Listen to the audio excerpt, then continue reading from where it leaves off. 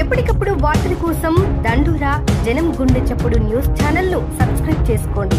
Bell బటన్ను click చేయండి, like చేయండి, షేర్ చేయండి.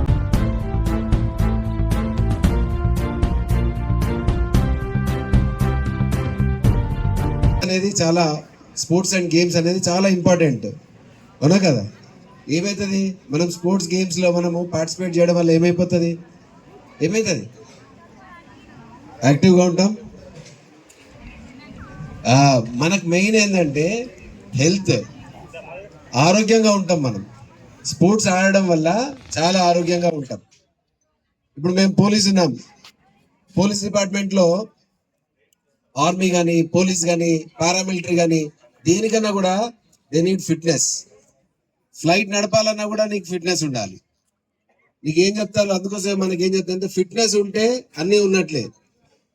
ఆరోగ్యంగా ఉంటే నీకు వేరే ఆస్తులు అవసరం లేదు. కాబట్టి ఇది మనకు అన్నిటికీ కూడా ఏంటంటే మనకు ఆరోగ్యం అనేది ఇంపార్టెంట్. దాని ఒక్క రోజులో మనకు ఆరోగ్యం వస్తుందా అంటే రాదు. కాబట్టి ఏంటంటే మనం స్టూడెంట్ ఏజ్ నుంచే మనము ఆరోగ్యాన్ని మనం పెంపొందించుకోవాలా. మనము లైఫ్ లాంగ్ అంటే లాస్ట్ బ్రెత్ వరకు కూడా మనం ఆరోగ్యంగా ఉండాలి అంటే దానికి ఒక స్పోర్ట్స్ ఉండాలి. సో ముఖ్యంగా స్టూడెంట్స్ మీరు ఎందుకు ఇది ఉండాలి అంటే కేవలం చదువు ఒక్కటే కాదు, స్పోర్ట్స్ ఉండడం వల్ల కూడా ఏంటంటే మీకు కెరీర్ కు కూడా ఉపయోగపడుతుంది. మీకంటూ ఒక ఐడెంటిటీ వస్తుంది, మీకంటే ఒక గుర్తింపు వస్తుంది, మీకు పర్టికులర్ ఒక గుర్తింపు వస్తుంది. భారతదేశం మొత్తంలో కూడా మనకు ఎన్ని కోట్ల జనాభా ఉంది? దాదాపు 150 కోట్ల జనాభా ఉంది. అయినా కూడా మనకు ఒలింపిక్స్ కానీ ఇట్లాంటి వాటిల్లో మనకు చాలా తక్కువ మనకు గోల్డ్ మెడల్స్ ఇవన్నీ వస్తాయి. మనకు క్రికెట్ ఒక్కటే తెలుసు, కానీ ఇంకా చాలా గేమ్స్ ఉన్నాయి. ఆ గేమ్స్ అన్నింటిలో కూడా మీరు చేయడానికి మీరు రెడీ కావాలి. వాలీబాల్ ఉంది, ఖోఖో ఉంది. ఇంకా నేను టీచర్స్కి రిక్వెస్ట్ చేస్తున్నా ఏంటంటే కొన్ని రిప్రజెంట్ అవుతాయి ఒలింపిక్స్ లా కానీ, మిగతా కానీ ఇంటర్నేషనల్, నేషనల్ లెవెల్లో వెళ్ళిపోతాయి. మనం కేవలం క్రికెట్ ఇవన్నీ కాకుండా కొన్ని త్రోబాల్, హ్యాండ్ బాల్ ఇట్లాంటి కొన్ని గేమ్స్ ఉన్నాయి. ఆ గేమ్స్ లో ఏంటంటే కొద్దిగా మనము కంపీట్ చేయడం చాలా ఈజీ, అంటే పోటీ తక్కువ ఉంటుంది. మన పిల్లలు అంటే ఇక్కడ ఉన్న రూరల్ ఏరియా నుంచి పిల్లలు పోవడానికి ఎక్కువ అవకాశం ఉంటుంది, రిప్రజెంటేషన్ ఉంటుంది. నేషనల్ లెవెల్లో కూడా సాఫ్ట్ బాల్ ఇట్లాంటివన్నీ మనం నేషనల్ లెవెల్లో రిప్రజెంట్ చేయడానికి అవకాశం ఉంటుంది. మీకు రిజర్వేషన్, టీచర్స్ కి నేను రిక్వెస్ట్ చేస్తున్నా, రిజర్వేషన్ అనేది ఏంటంటే స్పోర్ట్స్ రిజర్వేషన్ ఉంటుంది. రేపు పొద్దుగాల మంచి కాలేజ్ లో మీరు జాయిన్ కావాలన్నా, ఈవెన్ ఐఐటిలో కూడా 2% ఉంది స్పోర్ట్స్ రిజర్వేషన్ సంబంధించి. కాబట్టి మీరు ఇట్లాంటి వాటిని కూడా మీరు కొద్దిగా ఎంకరేజ్ చేయాలి. తర్వాత మీరందరూ కూడా ఖచ్చితంగా కూడా మీరు ఏదో ఒక గేమ్, ఎనీ గేమ్, అది ఇండోర్ గేమ్ అన్నా ఉండొచ్చు, అవుట్డోర్ గేమ్ అన్నా ఉండొచ్చు, ఖచ్చితంగా ఒక గేమ్ లో ఉండాలి. చదువుతో పాటు గేమ్ లో ఉండాలి. ఇప్పుడు నేను మీకు చెప్తున్నాను అంటే నేను మా ఫ్యామిలీకి సంబంధించి చెప్తాను, కానీ దాని కన్సిస్టెన్సీ అంటే అదే విధంగా కొనసాగించాలంటే నిరంతరం దాని గురించి గుర్తు చేసే వాళ్ళు ఉండాలి. దాన్ని గుర్తు చేయాలంటే ముఖ్యంగా టీచర్లకు కూడా చెప్తున్నా, ఈవెంట్లను చేసి వదిలేస్తే మన బాధ్యత తీరినట్టు కాదు. ఈ సీఎం కప్ ఈవెంట్ అయితేనేమి, మిగతా ఏ కార్యక్రమాలైనా మనం చేసినామా, చేతులు దుడుచుకున్నామా, ఫోటోలు వచ్చినాయా, మన కార్యక్రమం అయిపోయిందా అంటే సరిపోదు. ఇది నిరంతర ప్రక్రియ. తల్లిదండ్రులైనా చేయాల్సింది నిరంతర ప్రక్రియనే, ఉపాధ్యాయులు చేయాల్సిందైనా నిరంతర ప్రక్రియనే. నేను కోరుకునేది ఒక్కటే, దేవుడు మనకు మానవ జన్మ ఇచ్చినట్టునే మన ధన్యులం. ఎందుకంటే మేధస్సుతో ఆలోచించగలిగే జీవి ప్రపంచంలో ఏదైనా ఉన్నదంటే అది మానవుడే, మనిషే.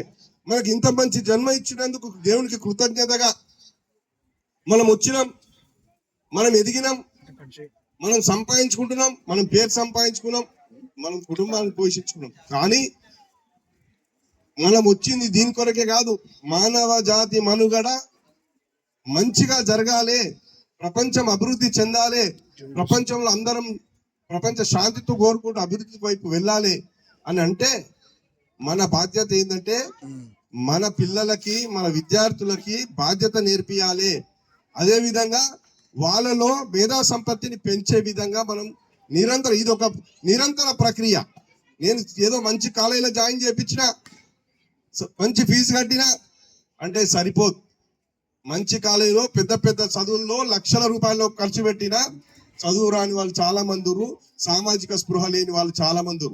కానీ అదే చిన్న స్కూల్లో చదువుకున్న వాళ్ళు తల్లిదండ్రుల ప్రోద్బలం, తల్లిదండ్రుల నిరంతర వాళ్ళను ప్రోత్సహించడం, అదే విధంగా వాళ్ళకి మంచి గురువులు దొరకడం తోని మంచి స్థాయిలో ఇలా ఐఏఎస్ ఆఫీసర్ గా ఉన్నారు, చాలా పెద్ద పెద్ద స్థాయిలో కూడా నిలబడి ఇలా గ్రామీణ స్థాయి నుంచి ఎంతో మంది మరి సివిల్ సర్వీసెస్ కొట్టిన వాళ్ళు ఉన్నారు. నేను ఒక గ్రామీణ ప్రాంతం నుంచి పుట్టిన బిడ్డగా చెప్తున్నా, మనకుండే పట్టుదల పట్టణ ప్రాంతంలో ఉన్న వాళ్ళకు ఉండదు. ఎందుకంటే ఈ అందరి మధ్యలో పెరిగే సంస్కృతిలో పెరిగినాం. ఒకరి బాధలను చూసుకుంటూ, ఒక బాధల్లో పంచుకుంటూ, ఒక సామాజిక బాధ్యత స్పృహ అనేది మనకు చిన్నప్పటి నుంచే, మన ఇంటి నుంచి, మన వాకిళ్ళ నుంచే, మన వాడకట్టు నుంచే మనకు మొదలవుతాయి. అదే హైదరాబాద్ లో అయితే పక్కింటో డోర్ వేసుకొని ఉంటాడు, వాడి పని వాడు చేసుకుంటాడు, కనీసం విష్ కూడా చేసుకోరు. హలో బైసాబ్ అని కూడా అన్నారు, వాని పేరు వీని తెలియదు, వీని పేరు వాని తెలియదు. కానీ మనకు ప్రతి వాడకట్టులో అవ్వ అయ్య అందరి పేర్లు మనకు గుర్తు. ఎందుకు? అది పల్లె గొప్పతనం, గ్రామం గొప్పతనం. అందుకే నేను ఒకటే చెప్తున్నా, ఏదైనా జరిగితే మంచి అయినా కానీ, ఏదైనా కొత్తగా తీసుకురావాలన్నా కానీ ఒక పట్టుదలతో పనిచేయాలన్నా అది గ్రామాల నుంచి వస్తుంది. కానీ నేను ఇక్కడ ఉన్న మన విద్యార్థులు అందరికి చెప్తున్నా, అమ్మాయిలకు అబ్బాయిలకు అందరికి చెప్తున్నా, మీలో చాలా ఉంది, సృజనాత్మకత ఉంది, మీలో తెలివితేటలు ఉన్నాయి. బయటికి తీసుకురావడానికి మీ వంతు కృషితో పాటు మీరు కూడా చాలా కష్టపడాలమ్మా. ఎందుకంటే మీకు ఈ అవకాశం వచ్చినప్పుడు మనం సమాజంలో ఒక సెపరేట్ గా, ఒక బాధ్యతాయుతమైన వ్యక్తులుగా చలామణి కావాలంటే మీరు నిరంతరం మీరు కూడా గొప్ప వాళ్ళం కావాలి. గొప్ప వాళ్ళం కావాలంటే ఏం కావాలనే దానికి నిరంతరం సాధన చేయాలి. అదే విధంగా మీ తల్లిదండ్రుల నుంచి కూడా మీకు సహకారం లభిస్తుందని ఆశిస్తున్నా. విద్యార్థులకు మరి ఉపాధ్యాయుల నుంచి కూడా మీకు సహకారం వస్తుంది. క్రీడల్లో కూడా మంచి ప్రావీణ్యం పొందుతారని, అదే విధంగా అధికారులు కూడా మంచి అధికారులు వచ్చారు మీకు ఇక్కడికి. ఎందుకంటే నేను అతి తక్కువ కాలంలోనే డిఎస్పీ గారితో మరి నేను దాదాపు 1 year అయిందన్న వచ్చి కాలే, ఇంకా 1 year కాకపోయినా చాలా మళ్ళా సున్నిత మనస్కుడు, మంచి నిరాడంబరుడు, సామాజిక స్పృహ కలిగిన వ్యక్తి. కాబట్టి మీకు ఎల్లవేళలా తన వంతు సహాయ సహకారాలు మీకు ఉంటాయి, మా సహాయ సహకారాలు ఉంటాయి. కాబట్టి మీలో ఉన్నటువంటి ప్రతిభను బయటకు తీసుకురండి. ఇక్కడ ఉన్నటువంటి ఫిజికల్ ఎడ్యుకేషన్ టీచర్స్ ఎవరైతే ఉన్నారో, పీఈటీలు కానీ, మరి ప్రధాన ఉపాధ్యాయులు కానీ, అధికారులైన ఎంపీడీఓ కానీ, తహసీల్దార్ కానీ, మీరందరూ కూడా సహకారం ఇవ్వండి, కొత్తగా ఆలోచన చేయండి. వాళ్ళ ప్రతిభ తీసుకురావడానికి మీరు ఏవైతే ప్రయత్నాలు చేస్తారో ఆ ప్రయత్నాల్లో మేము అందరం భాగస్వాములం అవుతాం.